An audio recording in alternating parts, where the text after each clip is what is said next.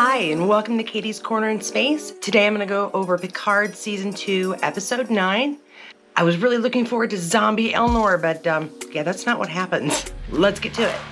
The Borg are coming to the chateau, led by Dr. Soong, as the Queen tries to take over the Lost Arena. The Queen has assimilated Soong soldiers to Borg light, basically. They don't have shields, but they have laser aim, apparently. They attack our heroes in the vineyard, hitting Rios. Using Talon's transporter, the Doctor and her son, along with Rios, are beamed to Talon's apartment, where the Doctor patches up Rios, and he spends the rest of the episode attempting to bypass the transporter block Picard had Talon initiate so he wouldn't come back injured and try to fight. So he spends the rest of the episode basically trying to break that and flirt with the Doctor. The Queen, meanwhile, is on the ship, and she's unable to bust into the computer because Agnes has been using her newfound Borg brain to not only lock out systems from the Queen, but to create an emergency combat hologram, aka Elnor, to defend the ship, and only he has the system's key. To evade capture and double their chance of making it to the ship, Picard and Talon go one way, while Rafi and Seven go another.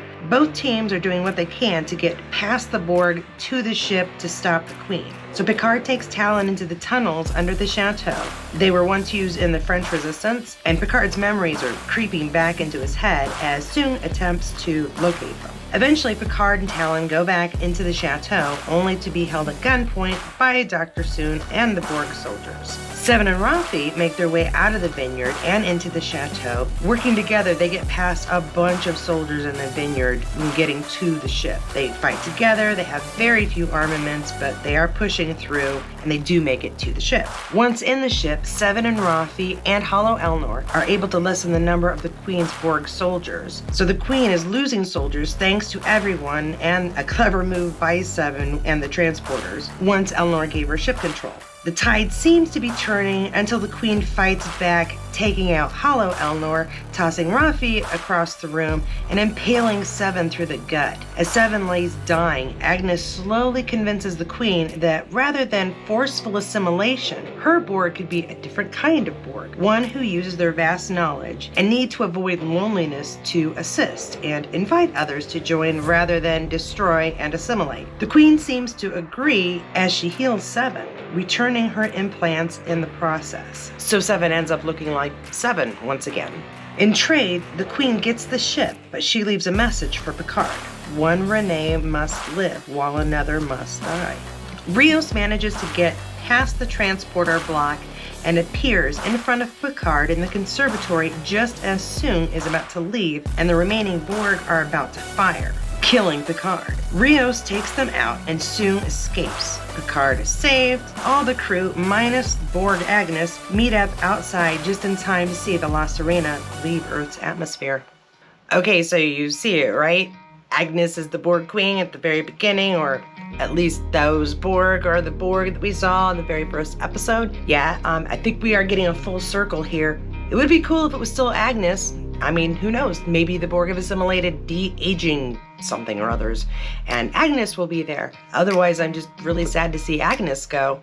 And can we take a moment to really appreciate Hollow Elnor? It was awesome to see him fighting again. I totally love the choreography they use when they have him sword playing and fighting. Actually, all of the fighting. I also really enjoyed watching Seven and Rafi take out the Borg soldiers. Props to the choreographers. But it was such a great moment too for Rafi to kind of get a little closure from losing Elnor. Hopefully it won't be permanent closure and Elnor will be back with us. But it was really nice to hear that Elnor's last thoughts were love for Rafi and not blame by any means. And I think that really helps Rafi, and hopefully it will help Rafi and Seven.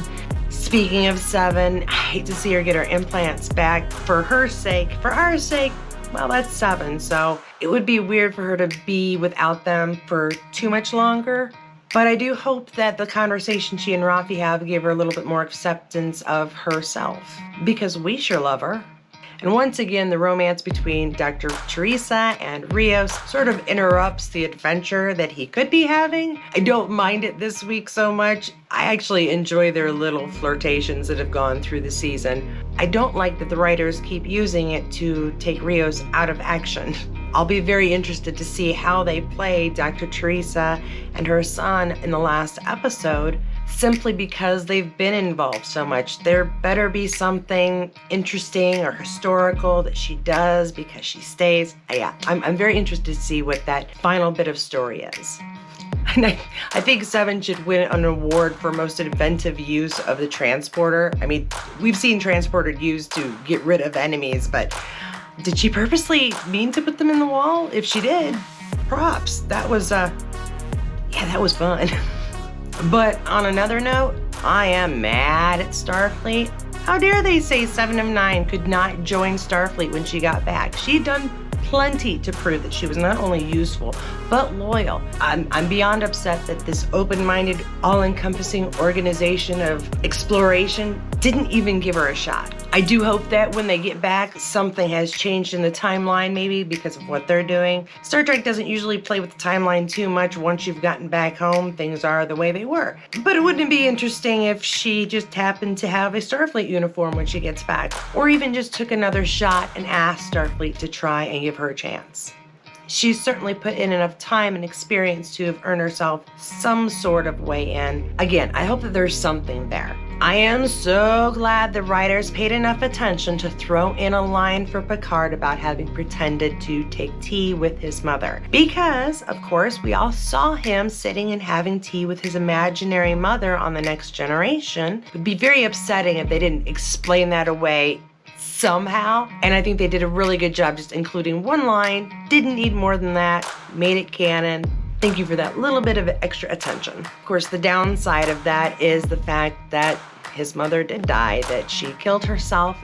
You can see why that would scar him. I am, however, just devastated at the sight of young Picard tossing rocks into the windows of the conservatory that he and his mother had painted together.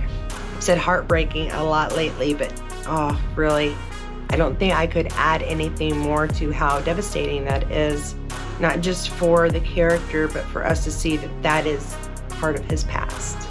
So once everything is finished and Queen is taken off with the ship, what does this mean for our heroes? Well, one, they have to figure out how Renee is supposed to survive and die. They have to figure out how to get back in time if they save Earth's history, how to get back to their time without the ship. Where is Q during all of this? He popped in for a second during the interrogation last week, and then of course Soong escapes after Rios takes out the 2 Borg soldiers, and Soong finds out that gun safety is taken slightly more seriously in the future.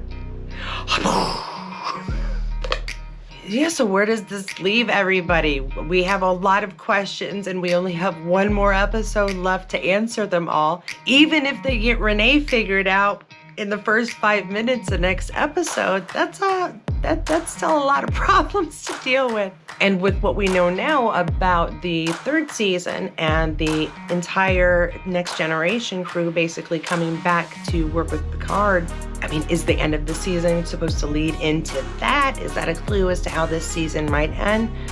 Maybe they'll all come back and rescue him, although, again, they're in a different time. Yeah, this is all very confusing, and as much as I love timey-wimey stuff, I don't think I can even pretend I can predict it. So we have one more episode next week. A whole lot of things to get done in one episode. And in all likelihood, a cliffhanger to look forward to and wonder about for a whole nother year. Let's not look for problems. So it should be interesting. Now next week, I will say that my videos may be put out a little bit late. I usually try to get them out by around 3 my local time. It could be very possibly more like 10, which means I may put it off to put up until Friday. The reason for this is, of course, because we're going to have 2 different episodes of 2 different shows, and I'll be doing both of them to start up my run for Strange New Worlds. Sort of easier for me to do it all at once, and I would like the quality to be halfway decent, so it may be a little bit later. Thank you so much for coming by and checking out my review of Star Trek Picard Season 2, Episode 9. If you enjoyed this video, go ahead and subscribe, give me a like, feel free to share, and check out this video. I'll see you next week. Bye.